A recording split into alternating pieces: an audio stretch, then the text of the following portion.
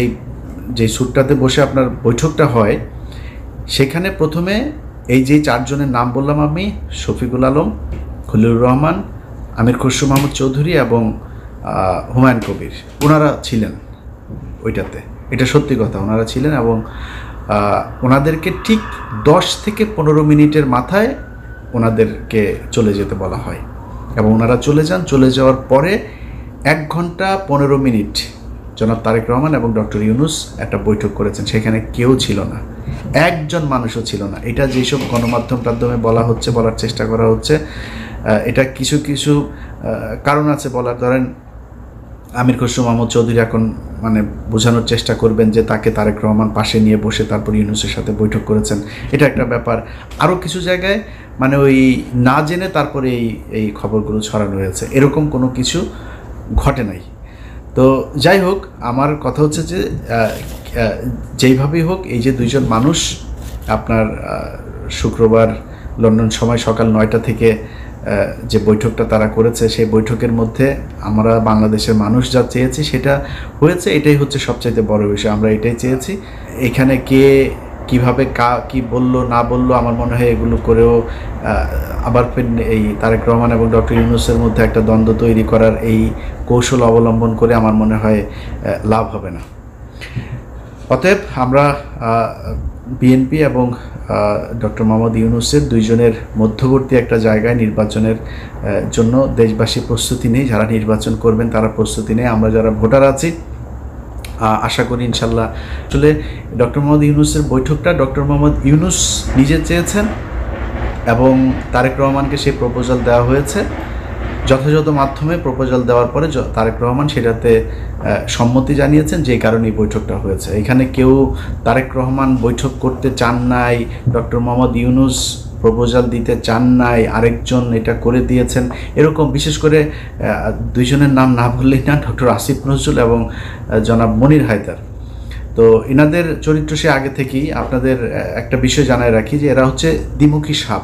আপনি মনির হায়দারের কথা যদি বলি, মনির হায়দারকে জিজ্ঞেস করেন, আমাদের যখন পাসপোর্ট নেওয়ার জন্য এই অফিসে ঢুকতে দেয় না, তখন মনির হায়দার, এই করোনার মধ্যেও মনির হায়দার 2020 সাল থেকে 2024 সালের মধ্যে টোটাল 3 বার, আমার জানা মতে ডক্টর মোহাম্মদ ইউনূস সেই রুমে করেন নাই। তিনি বলেছেন যে আমি ওনাকে আমার সুইটের ভেতরে নিয়েই তারপরে আমরা কথা বলবো। খুবই আন্তরিকতা দেখিয়েছেন, একদম নিজের রুমে নিয়ে তারপরে সেখানে তারা কথা বলেছেন। এবং এর আগের কিছু জিনিস আপনারা এরই মধ্যে জেনেছেন যে তারেক রহমান বেগম খালেদা জিয়ার সালাম পৌঁছে দিয়েছেন, দুইজনের কুশল বিনিময় করেছেন। তারেক রহমান ওনাকে বলেছেন আপনি এখানে এসেছেন, এটা অনেক সুন্দর জায়গা, হাঁটতে গিয়েছিলেন কিনা, এই ধরনের আলাপ টালাপও হয়েছে। এরপরে ওইখানে এই একটা বৈঠক হওয়া দরকার ছিল। বৈঠকের ছোটোখাটো কিছু বিষয় আপনাদেরকে জানাবো, তার আগে মূল জিনিসটা আপনাদেরকে জানিয়ে দেই। সেটা হচ্ছে এই বৈঠকটা অত্যন্ত ফলপ্রসূ এবং আমরা এতদিন ধরে আসলে যা চাচ্ছিলাম সেইটাই এই বৈঠকের মধ্য দিয়ে ঘটেছে। এর মধ্যে একটা জিনিস হয়েছে সেটা হচ্ছে যে নির্বাচনের যে তারিখ ডক্টর মোহাম্মদ ইউনূস গেল কয়েকদিন আগে বলেছিলেন যে এপ্রিলে নির্বাচন হবে, সেই জায়গা থেকে সরকার সরে এসেছেন এবং যেটা হয়েছেন সেটা হচ্ছে ফেব্রুয়ারির, আমি যদি নাকি একদম ডেট বলতে বলেন তাহলে ফেব্রুয়ারির 12 তারিখে আমাদের পরবর্তী নির্বাচন হবে।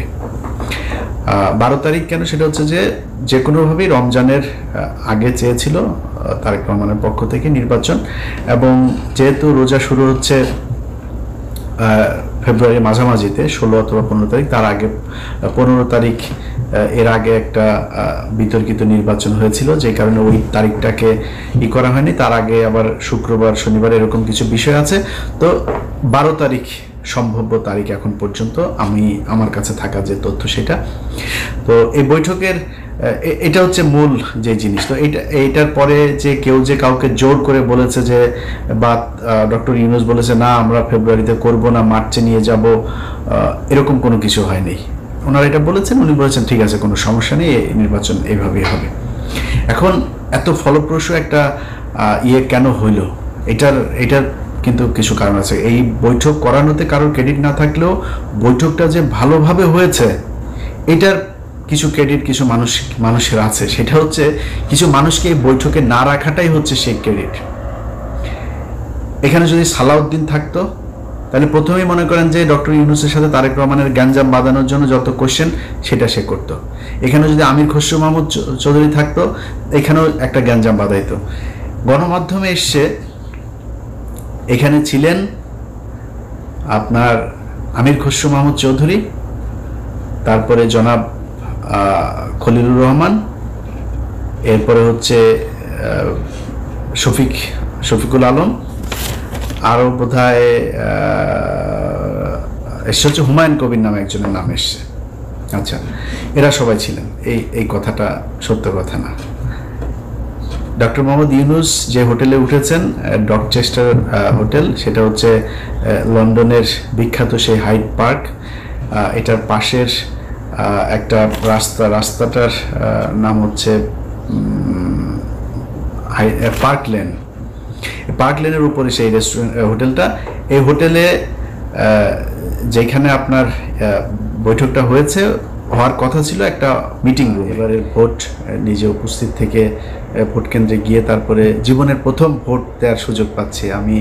আমার এর আগে যেই নির্বাচন, আমি 2002 সালের এসএসসি পরীক্ষার্থী, 2004 সালের এইচএসসি পরীক্ষার্থী। তো আমি ভোট দেওয়ার এর আগে আর সুযোগ পাইনি। একটা ভোট পেয়েছিলাম, 111 সরকারের সময় ভোটটা পেয়েছিলাম, তো ওইবার আমি ভোট দিতে যাই নাই। এবার ভোট দেবো ইনশাল্লাহ। আপনারা দোয়া করেন যাতে বাংলাদেশের মানুষের পছন্দের কেউ এবার বাংলাদেশের শাসন ক্ষমতায় আসেন।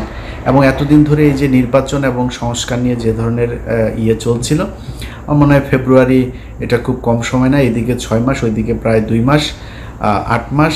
8 মাস থেকে যদি আপনি তফসিল ঘোষণার ওই 3 মাস বাদও দেন, তারপরেও ধরেন আমাদের এদিকে 5 মাস। 5 মাস অনেক সময়, অনেক কিছু করা যায়। এদিকে 10 মাস অলরেডি তাদের অনেক কাজ করাও আছে। সো এই যে 10 মাস আর 5 মাস 15 মাসের মধ্যে যে কাজগুলো প্রয়োজন, এবং আমি এখনও আমার খুবই এটা মানে চাওয়া থাকবে বর্তমান সরকারের কাছে যে নির্বাচনটা কিভাবে হবে, 5 বছর পর পরের সরকার কিভাবে আবার ক্ষমতা হস্তান্তর করবে, কাদের কাছে করবে, সেটা কি দলীয় সরকার থাকবে নাকি আগের মতো তত্ত্বাবধায়ক সরকার আসবে, তত্ত্বাবধায়ক বা এরকম আলাদা কোনো সরকার ব্যবস্থা হইলে সেটা কি ব্যবস্থা হবে, এরকম একটা একদম সুনির্দিষ্ট সবার সম্মতিতে, সবার ঐক্যমত্যের ভিত্তিতে একটা নিয়ম যেন করে নিয়ে যায়। আমি অনেক মানুষই নির্বাচনের কথা বললো গালাগালি করে, আবার সংস্কারের কথা বললো কিছু মানুষ গালাগালি করে। ভাই, আমি মাঝামাঝি আছি। আমি চাই একটা সংস্কার হোক এই জায়গায়, তবে নির্বাচনটা ফেব্রুয়ারিতে হোক সেটাও আমি চাই। অতএব এই দুইটা মিলিয়ে একটা ভালো পরিস্থিতি তৈরি হবে। বাংলাদেশের ইতিহাসের সবচাইতে সুন্দর গ্রহণযোগ্য একটা নির্বাচন হবে, এবং বাংলাদেশের ইতিহাসের সবচাইতে সুন্দর একটা রাষ্ট্র পরিচালনার জন্য সুন্দর একজন মানুষকে আমরা এবার এই 2026 সালের নির্বাচনে পাবো। এটাই বিশ্বাস করি, ভরসা রাখি। আল্লাহ যেন আমাদের সবার এই ইচ্ছা পূরণ করেন। ভালো থাকবেন। আল্লাহ।